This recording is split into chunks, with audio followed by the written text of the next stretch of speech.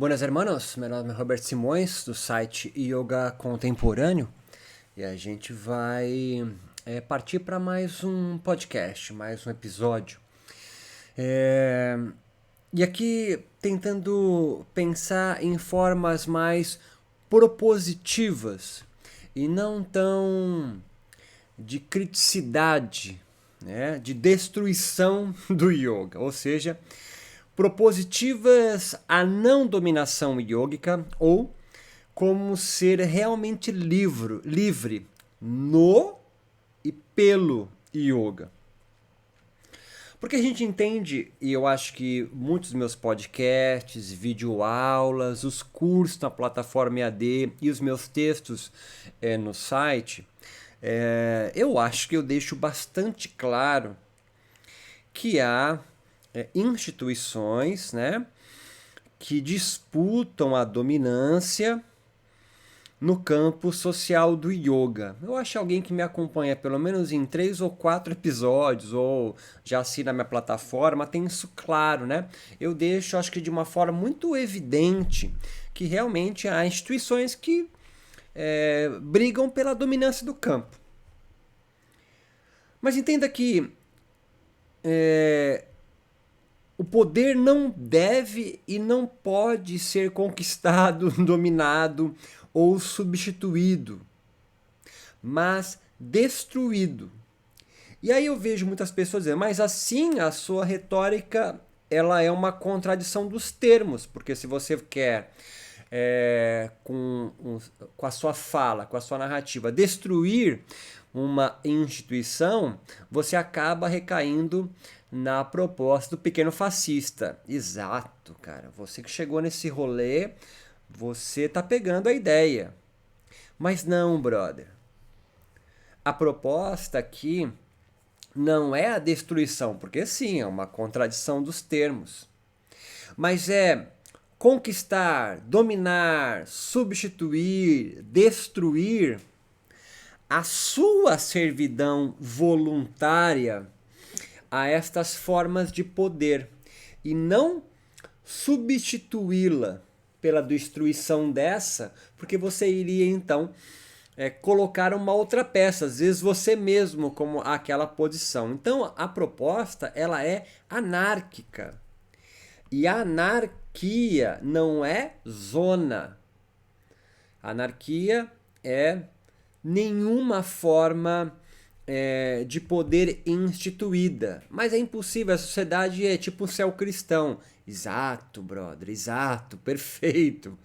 É que as lideranças nessa proposta anárquica do yoga, ela vai surgir naturalmente, sem uma cristalização, porque a cristalização do poder no yoga é o que forma, o que gera as instituições, até uma hora que se perde no tempo e você diz que quem fundou a sua organização é um rishi, é o próprio Shiva, e aí você começa a entrar em processos delirantes. Então, todas as minhas propostas e as críticas primeiro, fazer você entender que você pode estar sendo o seu corpo docilizado e dominado por alguma instituição yógica e depois perceber então que você está, por consequência, servindo voluntariamente a ela. E as minhas críticas então são não reativas, e nem a sua deveria ser e destrutiva, senão a gente recai na mesma coisa, né? Num exemplo da política, é a galera da extrema-direita querendo eliminar os comunistas motherfuckers, e a galera, entre aspas, da esquerda, que é múltiplo, querendo então tomar o poder e tirar de lá. Então não é essa briga dicotômica, essa disputa anacrônica, mas é mais propositiva, porque senão não muda nada. Então, como viver o yoga apesar de tudo isso, né? De forma menos reativa e mais ativa. E o mais ativa aqui é você retomar o processo criativo da sua vida. E aqui a gente cai em uma outra retórica, A primeira é aquela, o cara quer então eliminar uma para ele tomar o poder. Não. E aí a outra fala, porra, mas aí retomar o processo criativo do yoga significa que qualquer bosta vai ser yoga? Então entenda, essas inquietações são muito interessantes.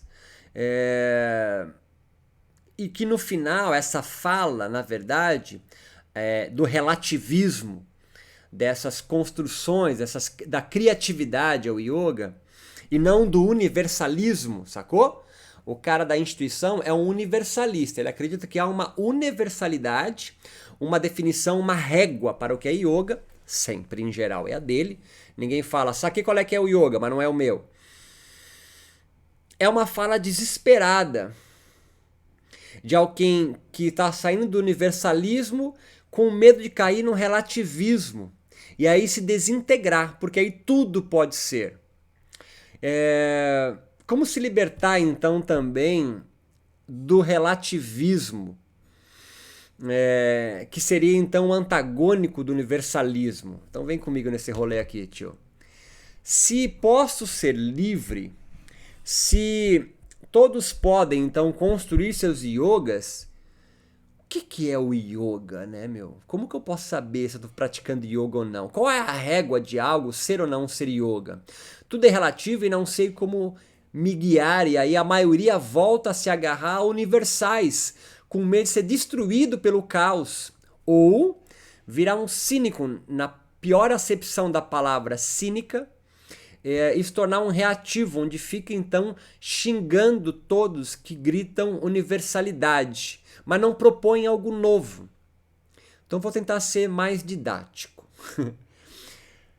Não se recai no relativismo e, portanto, na destruição total quando você se permite a pensar pertencente realmente ao todo e não só de forma intelectiva, racional. Em outras palavras, e vamos à primeira parte. Assim, como não ser um pequeno fascista e mesmo assim pensar o yoga como yoga, né? Então primeiro a gente tem que arrancar do vocabulário o artigo definido o antes de qualquer coisa que seja objeto yoga ou yoga. Inclua o artigo indefinido yoga. Todo yoga é singular. Segundo o pequeno fascista, universalista, ele é medroso e por isso com ódio a todos os yogas diferentes dele, justamente por medo da desintegração do seu ordenador de realidade yógico.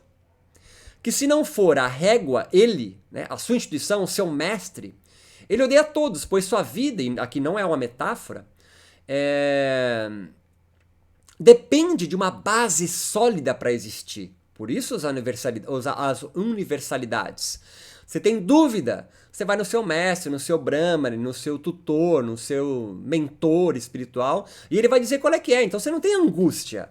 Porra, não sei o que é isso. O que significa tal coisa? Que sentimento é esse que eu estou sentindo aqui agora? Aí ele explica, com base nas escrituras, e a escritura é perfeita em si mesma. O dualista precisa deste fora, né? Céu cristão, nosso lar, mundo das ideias platônico, ou entre aspas as escrituras, que definem em caps lock o que são as coisas para organizar a sua vida de camelo para existir. Camelo é uma figura de Nietzsche, porque você carrega os valores morais nas costas, né? Você se curva para carregar isso e acha-se muito foda para carregar isso. Você fala, eu consigo fazer isso, né? E o isso é carregar a moralidade dos outros. Sim, eu estou sendo ainda aquele cara que não propõe nada, mas calma, nós vamos chegar lá. Você pode existir na pluralidade. Se plenos, nada nos falta. Mas se você depende de algo para se organizar, ou se reorganizar, com uma definição do que é e do que é yoga, você não é pleno.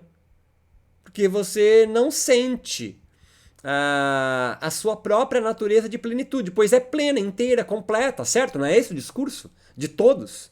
Você é pleno? Mas por que foi preciso construir essa falta com a esperança de completude que outro, algum especialista religioso, como um brahmane, qualquer outro sacerdote ou sacerdotisa, lhe ensine? Porque isso é uma contradição dos termos. Isso que eu acabei de explicar é você estar voluntariamente num processo de servidão. Você oferece o seu corpo em oferenda à instituição yoga universalista, que vai ditar o que pode e o que não pode do mundo.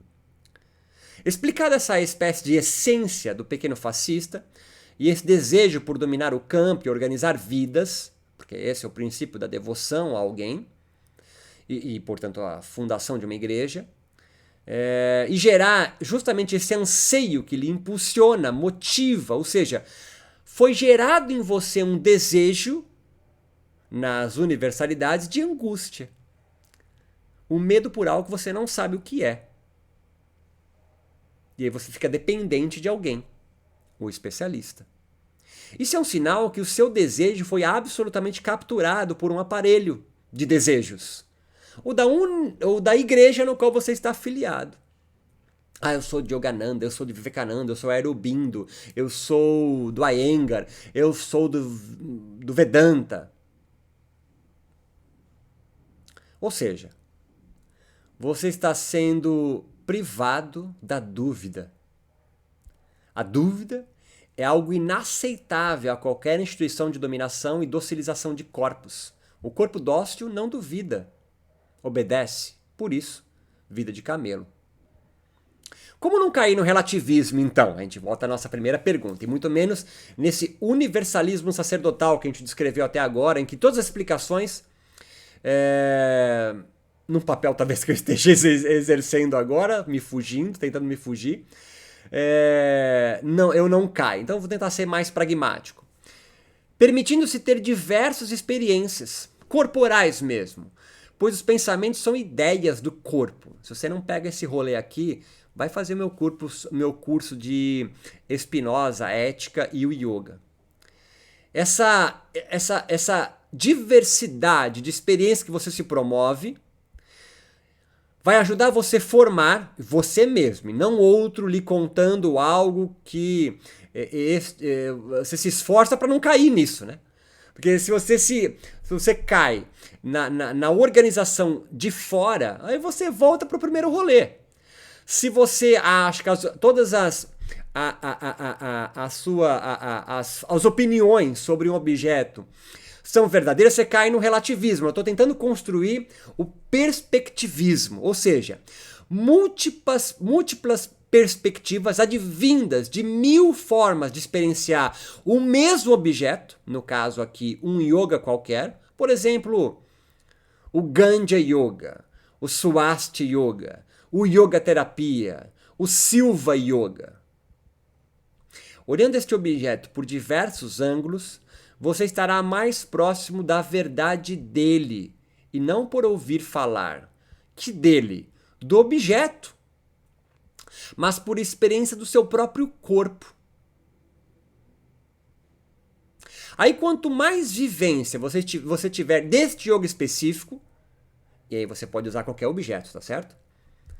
Em comparação, sempre singular, sobre diversos outros yogas que você já experienciou, você terá o seu olhar sobre esse yoga. O Ganja, sei lá, ou qualquer outra coisa. Aí eu lhe perguntaria,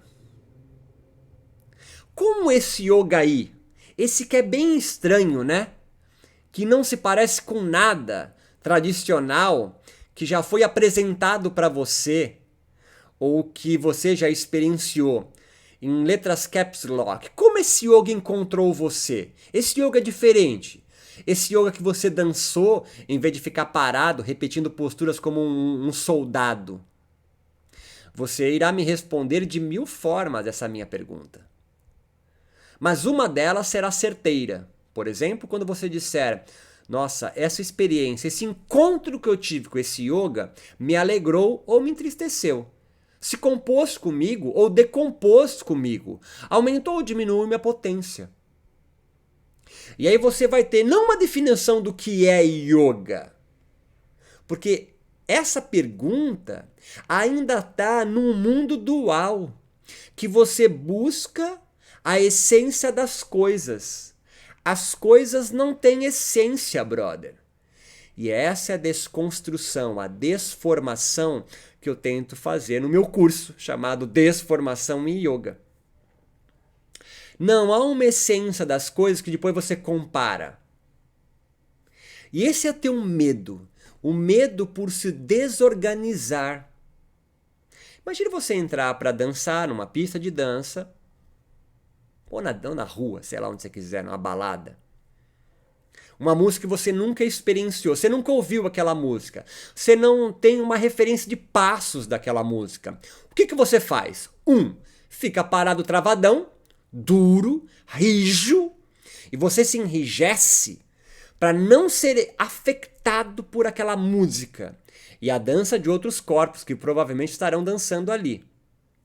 Ou 2, você copia os passos do outro. E aí fica como um autômato, seu corpo é docilizado e fica repetindo aquele passinho. Que pode ser extremamente bacana para você, pode ser alegrador para você. Você fala, que legal esse passinho. Ou 3, por experiências, por atravessamentos, você fecha o olho e só move o corpo pelo atravessamento daquela música. Aí a música é um agenciamento. Para quê? Para eu construir experiências daquele objeto.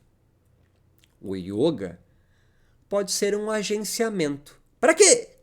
Para você ser afetado e permitir o seu corpo abrir poros, portas, fechar outras comportas, sempre tentando achar o melhor, entre aspas, tom, posição, de ser encontrado por aquele objeto e aumentar a sua potência. Quando você alcança essa percepção, essa perspectiva, a pergunta inicial, o que é yoga, perde completamente o sentido, brother. Porque essa pergunta, o que é o yoga, sai do pressuposto que você tem a esperança de encontrar uma essência, tipo comparar, encontrar o que é comum. E aqui, é claro, não responde se é ou não yoga certamente, mas lhe dirá do encontro deste yoga com você. A gente não costuma dizer que o yoga não é só asana, yoga não é só pranayama, yoga não é só as escrituras. O que é o yoga então? Será que o yoga não é um modo de ser afetado pelo mundo? Então, independente qual seja o agenciador, seja ele com o nome de yoga mesmo, ou seja ele com o nome de corrida, dança, teatro, você não pode confundir uma técnica, o treino de yoga, com yoga. Yoga é viver. Mas será que isso que eu encontrei é yoga? E o que é o yoga? Eu pergunto para você, hermano e hermana e hermane. Qual é a régua? São os Yoga Sutras, então, a régua do yoga? Olha, eu diria que não, pois esse é um livro resultado do encontro de diversos yogas que existiam e encontraram um Patanjali. Lá pelo século II a.C., no que nós chamamos hoje de Índia, com o hinduísmo, ou cultura védica, se preferir, ou brahmanismo, no qual Patanjali era um sacerdote. Um representante oficial e autorizado pelaquela religião dominante na região, com outra religião, o Sankhya. E aqui poderíamos difundir que o yoga surge 1000 anos depois. Podemos pensar no Hatha Yoga então. Não, Hatha Yoga é a régua. Beleza. Hatha Yoga é o encontro de Matsyendraja Goraksha com o budismo, com o tantra, a alquimia, o sufismo, o islã, a ayurveda. O que é yoga é a pergunta menos relevante, brother. Por mais que a sua alma racional, capitalista, neoliberal, individualista, cristã, científica, provavelmente hétero, branca, classe média, alfa, a sua, de todos nascidos e crescidos, como a minha, nessa cultura latino-americana colonizada pelos europeus, seria talvez a meditação algo em comum a todos os yogas? Podemos até pensar nesse rolê, eu até brinco com isso, yoga e meditação são sinônimos. Mas não vale fazer o Ctrl+C e o Ctrl+V da definição de Patanjali ou de qualquer outro yogini. Yoga é diminuição voluntária das modificações mentais. Yoga é samadhi. Eu sei que agora, nesse momento, você fica num desespero, porque você precisa de uma definição para não ter mais o que pensar, né? Então, para fechar o rolê, dentro de todas as suas experiências yogas meditativas, qual a que melhor compôs com você? Mas para fugir mais do relativismo, aquela composição que deseja aniquilar outra, ela é totalitária. Então, se alguma coisa compôs com você, mas essa composição buscou, desejou aniquilar outra, podemos dizer que Vivekananda é composto com você, né? O yoga é composto por Vivekananda. Ele não lhe dá o direito de ser a régua totalitária de olhar para as demais apenas por esses pobres óculos vivekanandicos.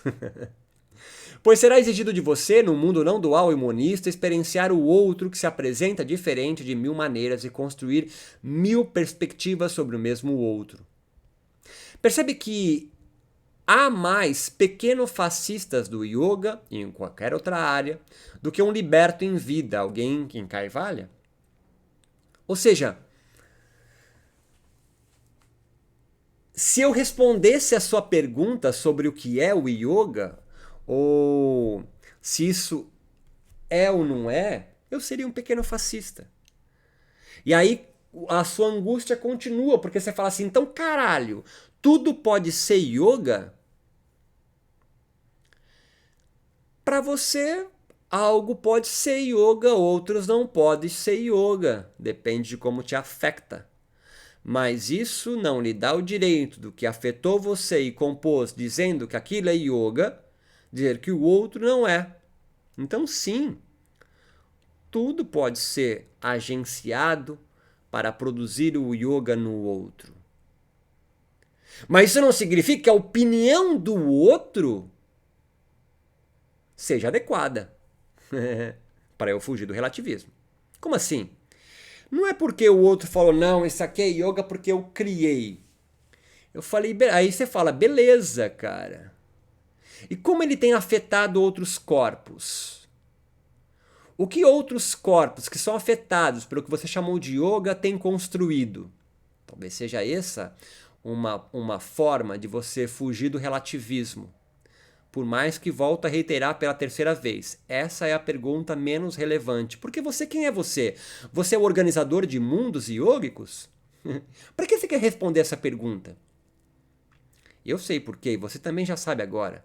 Para você não se sentir desintegrado pelos encontros caosmóticos que é a vida. E meu amigo, seja bem-vindo à vida. A vida é um puta de um caos. Assim, entenda que os que dominam querem que você se canse mesmo, se entristeça e abandone o yoga para deixar o campo livre para eles. Então, não é para você abandonar e falar assim, então qualquer coisa é yoga. Relativismo é o que os pequenos fascistas mais querem. Olha o Brasil. Mas é você permitir ser afetado por essa pluralidade de corpos, das 1000 formas de viver, 1000 formas de yogar, 1000 formas de meditar, e permitir que elas existam. Porque ela pode encontrar um outro corpo e alegrá-lo. Você só vai cair no desespero se você ficar buscando o que é yoga de forma universal. E aí você cai na institucionalidade do yoga. O aparelho de captura é a sua colonização. Captura o quê? Ele captura desejos, brother. Desejos. E quando você não tem desejo, você é despotencializado. Despotencializado, você se cansa. Vida de camelo. Você então começa a viver a organização alheia, está cansado de buscar encontros. Como reverter então essa veia pequeno fascista, ou essa resignação em que você vive, ou eu vivo? Porque esse aparelho de captura captura o desejo e nos esquecemos dos nossos verdadeiros desejos. Por exemplo, um aparelho de captura institucionalizante do yoga pode fazer você desejar passar da série 1 para a série 2 do Ashtanga Vinyasa Yoga. Você pode desejar e achar que isso é o que vai mudar a sua vida, aprender sânscrito, de meditar todo dia às 4:30 da manhã, de ler o Bhagavad Gita na íntegra, sei lá que porra, decorar ele. São desejos capturados. Esse é realmente o seu desejo? Passar da série 1 para a série 2, aprender sânscrito, meditar todo dia, ler o Bhagavad Gita, qualquer outro desejo que você tenha. Essa é uma primeira pergunta realmente importante de se fazer. O que realmente eu desejo? Aí você falou, beleza, entendi, tá foda. E agora? E daí? Eu não quero que o meu desejo, acabe com os impérios do yoga. Porque isso é direcionar sua energia para algo absolutamente pequeno fascista. Mas é viver liberto. Passar da vida de camelo para a vida de leão. Alguém cansado de levar a moral alheia e se revolta contra isso. Como eu colocar o meu corpo em relação com o mundo de forma potente e não servil? Sem sombra de dúvidas, meu amigo, meditar é algo muito importante nesse processo, pelo menos para o nosso micro-universo do yoga. Meditar deve desanestesiar seu corpo. E hoje parece acontecer o contrário. O yoga vive como uma espécie de um anestésico. Nos acostumamos a obedecer no yoga. Coloca o tapete de tal forma, começa e leva. Você está doutrinado, criou-se o hábito de você ouvir a fala do seu mestre e repetir o que ele manda. Ele chega até a interpretar o que você sente na prática. A reflexão foi subtraída no yoga moderno. Não há diálogo. Não há diálogo, não há reflexão. E mais ainda, se cresce de forma subreptilianamente uma ideia totalmente inadequada, que a reflexão é algo deletério. Eu ouço muitos amigos meus colocarem: você é muito intelectualoide, muito cheio de blá blá blá, yoga experiencial, yoga soltar o corpo. Mas se você não reflete sobre as experiências do seu corpo, você vira mais uma massa de manobra, mais de um pequeno fascista, esse do corpo liberto, assim, como se fosse assim, é só desreprimir o corpo que tudo vem, tudo vai dar certo. Não vai dar tudo certo. Isso é parte do processo. É necessário reflexão. Não é à toa que o yoga coloca muito mais importante do que o samadhi, essa experiência do yoga de liberdade, mas que é passageira, viveka, discernimento. O yoga, o yogini cansado, acha que qualquer outra maneira de yogar é o caos, tipo pecado. É cair no precipício, é desintegrar-se. Isso é uma construção por aparelho de captura que retiram esse desejo de você e incutem um desejo que eles querem, que é de submissão. Mas há outras formas de relacionar com yoga, há infinitas maneiras ou jeitos de ser yogi e yogini, brother. Eu sei que para alguns pode parecer um absurdo isso. Mas se fosse um absurdo,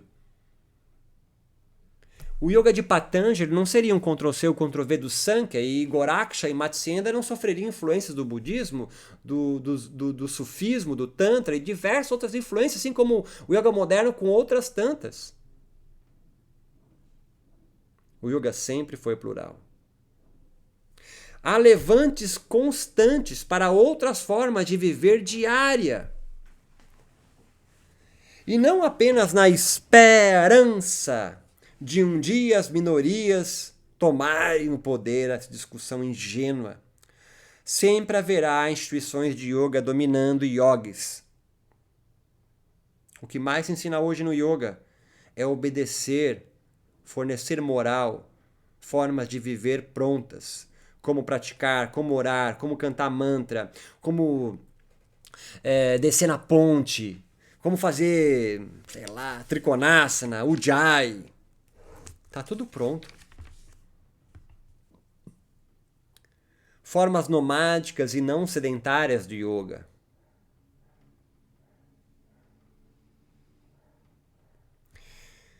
E buscar não repetir o que sempre todos fazem, mas também não desejar acabar com estes. Mas você criar a sua via, a sua clareira. E se isto soa para você como uma heresia, meu amigo, você foi absolutamente capturado. Porque você pode fazer parte de uma instituição de yoga. Isso não é um mal. O mal é a ingenuidade. Ou, como diz o yoga, avidya, a ignorância. Mãe dos demais kleshas, apego, aversão, medo da morte e orgulho. Pensemos sobre isso. Palavra da salvação, Mateus 14:17. É para glorificar de pé. Lembra que kleshas é o grande mal do yoga. O grande obstáculo do yoga são os kleshas. Apego a algo que te traz prazer e você acha que isso vai te trazer prazer sempre, como as escrituras, como seu mestre, como a instituição que você está vinculado. Aversão a tudo que um dia te encontrou com tristeza ou disseram que encontra tristeza e você então vai ter aversão o resto da vida contra ele. Como, por exemplo, tipos diferentes de yoga. Yoga naked, yoga pelado, yoga fumando maconha, yoga com cerveja. Tô chutando balde, né? Mas a gente poderia falar até do Iyengar Yoga, que pelo menos na minha formação ele sempre foi muito mal visto. Eu fiz uma formação de yoga com uma instituição de yoga e o Iyengar era zoado na formação. Os caras que dão aula de yoga aí cheio de bloquinho, fita na parede. Discurso de aniquilação. Porque era uma instituição contra uma outra chegando, de matriz indiana. Eu estou propondo sair fora disso, mas não necessariamente se desvincular da sua instituição. Mas entender, caralho, a instituição me afeta muito bem aqui, mas isso aqui eu não gosto de ser afetado. E aí você pode construir novas clareiras na sua própria instituição. A instituição não é um mal. Não é uma luta para acabar com o cristianismo, tá ligado? Tipo a utopia dos comunistas, né? Socialistas, tipo Cuba, que não acha que não tem religião, mas de forma ali na periferia há tráfico de Bíblia em Cuba. Eu sei disso, meu professor da PUC traficava a Bíblia para Cuba. Mas você criar o seu, desacelerar a cada prática de yoga / meditação o caos, mesmo que brevemente, para ir cristalizando devagar algo seu. E aí a pergunta, o que é yoga, se perdeu no meio. Se perdeu, não tem a menor relevância. Menor relevância.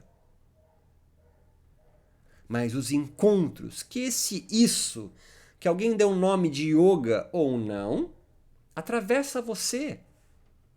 O yoga não é a liberdade? Não é perceber que você já é pleno, perfeito em si mesmo? Se eu já sou pleno e perfeito em mim mesmo, eu não preciso de porra nenhuma.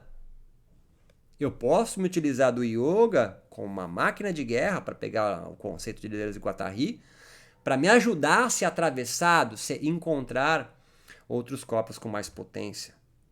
Mas há muitas coisas mais interessantes a fazer que não passam pelo caminho de submissão. Essa vida de replicante, que replica, que repete. As pessoas vão para algumas instituições de yoga, cursos de formação ou cursos de qualquer coisa e ficam decorando. Não se abre o diálogo. Você nem se sente autorizado para fazer uma pergunta discordante do que está sendo dito ali. A própria organização da sala coloca você numa posição de inferioridade.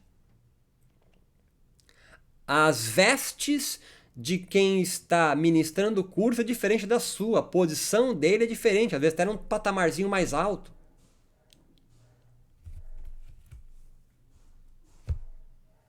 A sua liberdade eleva a minha e não a sua termina em mim. Essa última frase é de pensamento liberal capitalista. Você tem liberdade até onde começa a minha? Não. A ideia é coletivista anárquica. A sua liberdade eleva, potencializa a minha. E não a minha ou a sua termina em mim ou em você. Tá pegando rolê? Diferente não? A sua liberdade e a minha nos eleva na coletividade. E aí eu te sugiro um livro chamado A Origem da Ordem. O cosmos não é o oposto do caos. O cosmos, como uma ideia de organização, a cosmologia, a organização, ou ordenamento, não é o oposto de anárquico ou caos. O caos é a potência de tudo a existir, como uma semente. Ela tem uma potência ali de transformação. É o caos ali dentro. A meditação, o yoga, deve ajudar você, repito, a desacelerar para cristalizar algo novo.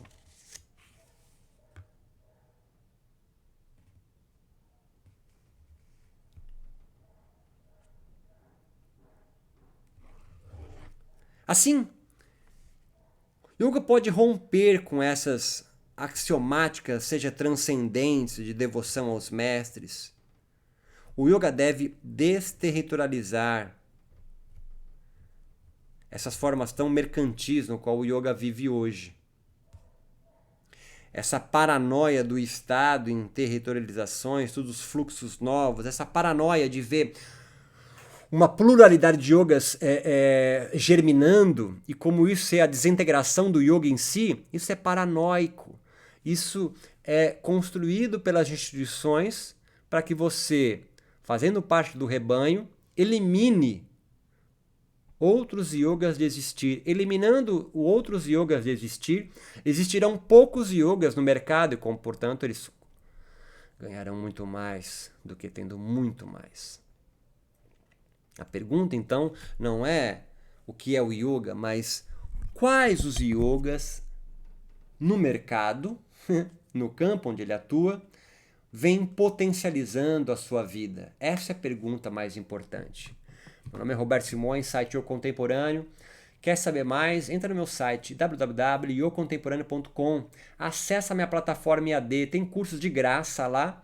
E você, por apenas R$50 por mês, é tipo um Netflix, você tem acesso a todos os meus cursos. E eles estão sempre sendo renovados, há cursos novos todo mês acontecendo lá. Agora, por exemplo, estamos em final de outubro de 2020, eu estou acabando um curso sobre ética, yoga e Spinoza. Mês passado acabei um yoga sobre yoga e política. Yoga sobre a história do yoga, diversas outras formas de cursos. E eu tenho também um canal no YouTube com vídeos de graça. Toda sexta-feira sai um vídeo novo. E também você vai encontrar agora cursos ao vivo no Zoom. Todo mês tem um rolezinho novo lá. Espero ter contribuído com algo. Deixe seu comentário aqui embaixo, divulgue e nos ajude a manter essa plataforma independente de pensar o yoga no Brasil. Forte abraço!